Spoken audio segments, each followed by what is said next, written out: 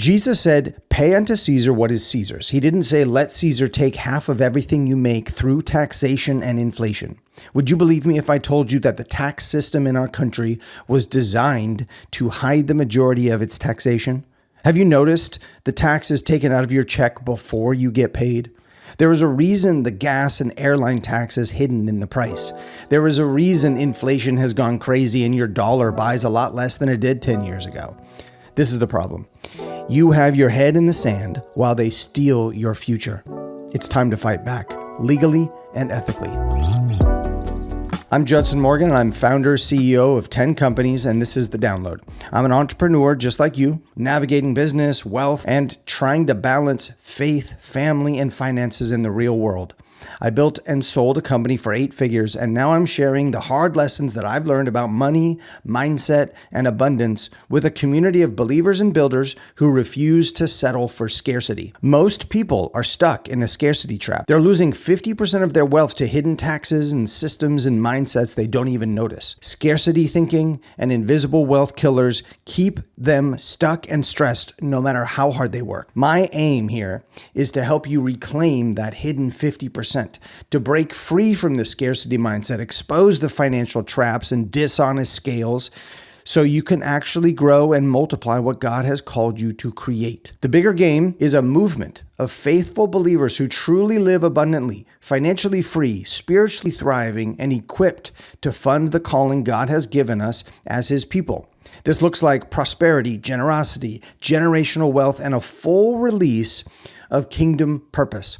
Today, we're going to talk about why we ignore taxes, why we shouldn't, and what do we do about it? Which reminds me, what should I do about the fact that you haven't subscribed to the podcast yet? All it takes is a second, and it'll help YouTube and Apple Podcasts show you each time I put a new episode out. Thank you. Okay, number 1, why we ignore taxes. The short answer, because they want us to. Taxes are designed to be hidden. Gas tax is buried in the pump price. Your income tax is pulled before you even see your paycheck. That's not an accident. It's so you never feel the pain of writing the check to the government every month.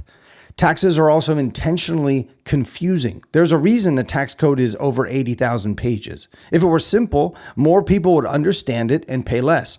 They don't want that. We were also taught nothing about taxes. Our schools were built to produce obedient workers, not financially free citizens with autonomy and generational wealth. And the people you'd think are on our side, your CPA, for example, they're incentivized to keep you in compliance, not minimize your taxes. Their main goal is to keep you from getting audited, not to build your wealth. But then there is a deeper level as well. Psychologically, we ignore tax because it's invisible. Humans feel the pain of a cost only when it's in front of them. If you had to cut a $4,000 check every month for taxes, you'd revolt. But when it's automatically gone, it blends into the background. Complexity itself is also a weapon. It creates cognitive overload, so people give up and stop asking questions. And then there are the hidden taxes no one talks about. Inflation quietly robs your purchasing power. It's a tax by another name. Licensing fees, compliance costs, mandatory insurance. Businesses just pass all this stuff on to you with higher prices. Even bracket creep, where inflation pushes your income into higher tax brackets. It's a silent tax that happens without any law being passed. You get better at making money and they take more of it. The entire system is designed this way. Withholding from paychecks started in World War II as an emergency war funding measure. It was so effective that they never stopped it. Automatic, invisible, confusing, and compounding. It's the perfect recipe for keeping you stuck without you realizing it. We also suffer from what's called a normalcy bias. It's just like the freeway. If everyone is driving over the speed limit, you will too without noticing it. Everyone you know is paying too much tax, so it's normal to do so. But that's just what the government wants. I just finished reading a great book called Lords of Money about the creation of the Fed. I learned that the Fed intentionally names things like sort of confusing names so that we don't understand it, when the reality is that they are printing money out of thin air and making your dollars worth less. They call it quantitative easing. Don't be fooled. Okay, so that's why we ignore taxes. Next, we'll talk about why we shouldn't ignore taxes. Let's start with some of the crazy numbers that I hope will drive home the point for you. Let's take two scenarios, person A and person B. Both people make $150,000. One pays all the taxes that they think they owe. That's about 50% of their lifetime income. Person B gets smart and makes use of the full tax code and pays only 10% of the tax on all of their income. Let's project that out 20 years. They both save the same amount, let's say 40%, and invest exactly the same in the S&P index fund. The only difference is the tax drag that they have allowed into their life. Person A ends up with $1.2 million after 20 years. Person B ends up with double, $2.2 million. Person B took the time upfront to learn a few tax strategies, set up a system for legal and ethical tax savings, and earned no more revenue, but they doubled their take home at the end of the day. Getting smart with their taxes made them $1 million. You can imagine how that compounds over time as the numbers get larger. Just for fun, imagine if person B also got smart with their investing and chose a better investment. Let's say person A invested through a 401k in an S&P index fund, which, by the way, is what most smart people say to do. But person B put all that money into Bitcoin. Bitcoin has grown at 40% every year for the last decade. But let's be conservative and cut that in half. So over 20 years, person A would end up with 1.2 million and person B would end up with $10 million. And that's saying that Bitcoin grows at 20% per year, but it's really been growing at 40%. So when we compound these two, tax savings plus smart investing, it equals exponential growth. Another example is a friend of mine moved to Dubai for a job. You know how much tax he pays on his salary in Dubai? $0. He can live there for a decade, let's say. And he will, during that time, compound his wealth 70% faster than if he had stayed in the States. That's the power of tax savings. I have another friend who moved to Puerto Rico. He pays 4% tax and lives on a Caribbean island. It's exponential when you look at the growth over decades. I didn't make that choice. I live in California because I wanted to live near my family and raise my kids where I grew up.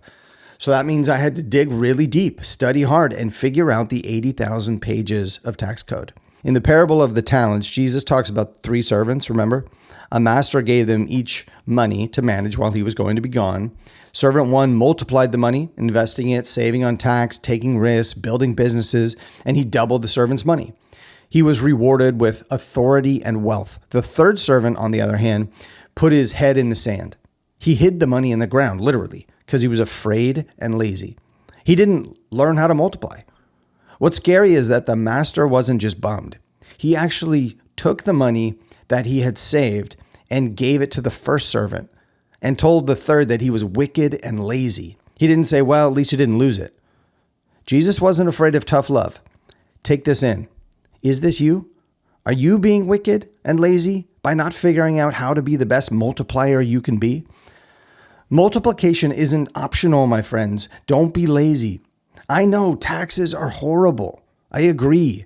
There are times each year when they get to me as well. I don't want to deal with it. But then I remember the compounding effect of smart tax strategy, and I do it anyway.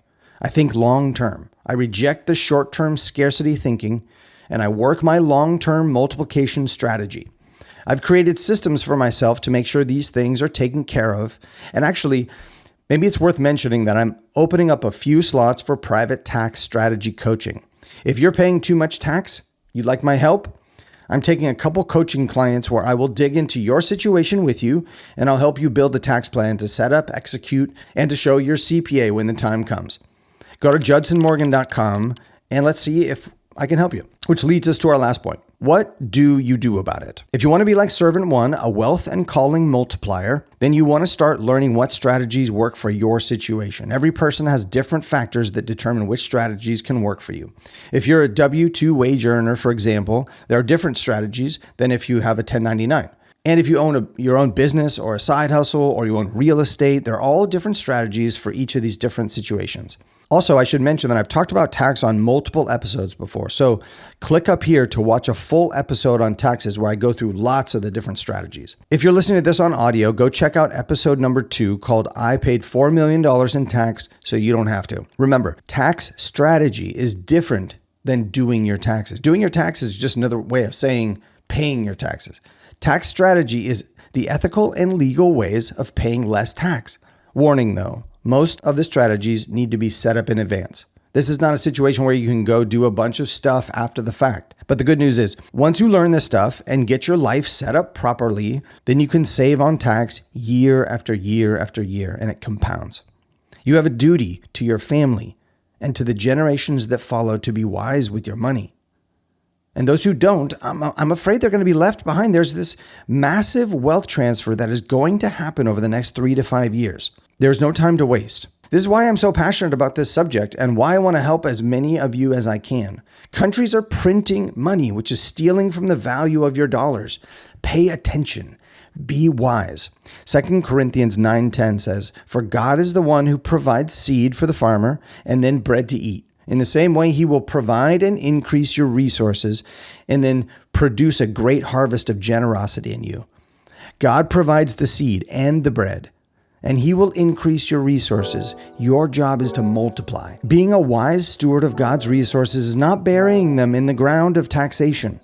Okay, that's it, my friends. As always, seek first the kingdom of God and his righteousness, and all the rest will be given to you. That's the pod.